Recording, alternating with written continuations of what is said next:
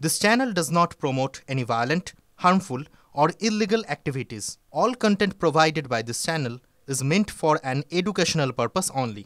Top quality और consistent performance के लिए सिर्फ सिल्वर पंप्स नाम याद रखना।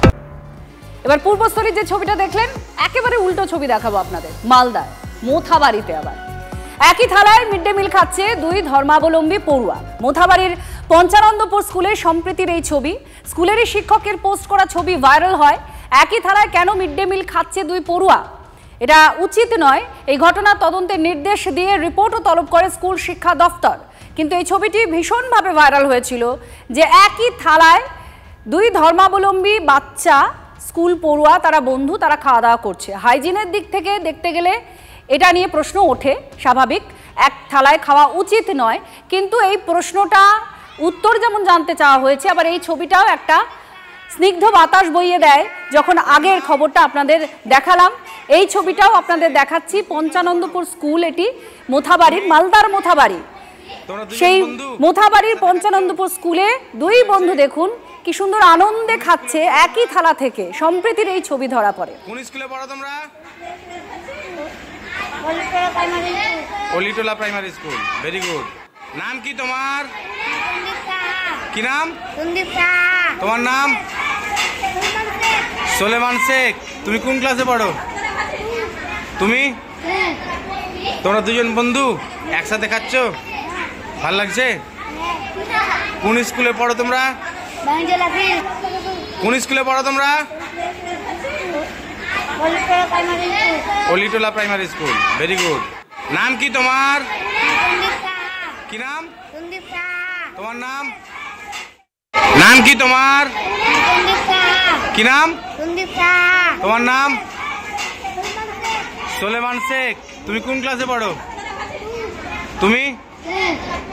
তোমরা দুজন বন্ধু।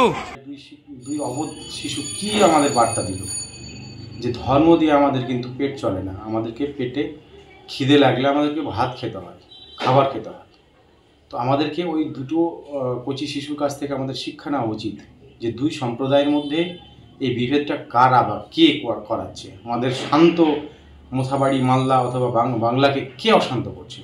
তো সেই গুজবে, সেই চক্রে আমরা পা দিব না। আমরা সম্প্রীতির বার্তা সব জায়গায় ছড়িয়ে দিতে চাইছি। সুপ্রিম কোর্টের নির্দেশ অনুযায়ী মিলবে কি বকেয়া ডিএর 25%? এখনও অন্ধকারে রাজ্য সরকারি কর্মচারীরা এবং 6 সপ্তাহের মধ্যে বকেয়া ডিএর অন্তত 25% মেটাতে বলে সুপ্রিম কোর্ট। সুপ্রিম কোর্টের বেঁধে দেওয়া সময়সীমা শেষ হয়ে যাচ্ছে আগামীকাল। এখনো পর্যন্ত কোনো বার্তা পাওয়া যায়নি নবান্নের তরফে, খবর সূত্রের। দীক্ষা আমাদের প্রতিনিধির সঙ্গে আছেন। দীক্ষা, কি বলছেন? কারণ একদমই তো ডেডলাইন যেটা, সেটা একেবারে শেষের মুখে। কি খবর, কি কোনো আশা দেখছেন সরকারি কর্মচারীরা? দেখো, শীর্ষ আদালত যে নির্দেশ দিয়েছিল সেখানে বলা, ইন্টারিম যে নির্দেশ দিয়েছিল তাতে বলা হয়েছিল 27শে জুন অর্থাৎ আগামী পরশুর মধ্যে 25% দিয়ে সরকারি কর্মচারীদের মিটিয়ে দিতে হবে।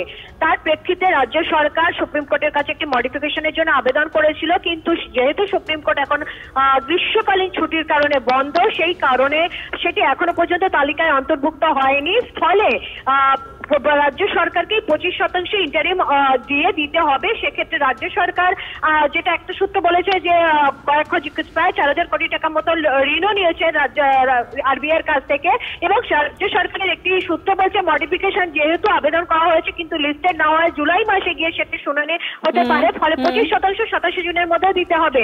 কিন্তু সেই 27শে জুনের মধ্যে দিতে গেলে যে নির্দেশিকা জারি করার দরকার আছে, সেই নির্দেশিকা কিন্তু আজকে 25 তারিখ হয়ে গেল, এখনো পর্যন্ত জারি হয়নি। হাতে আর মাত্র 2 দিন বাকি। তার মধ্যে আগামীকাল বাকি রয়েছে, কারণ পরশু রথযাত্রার জন্য ছুটি।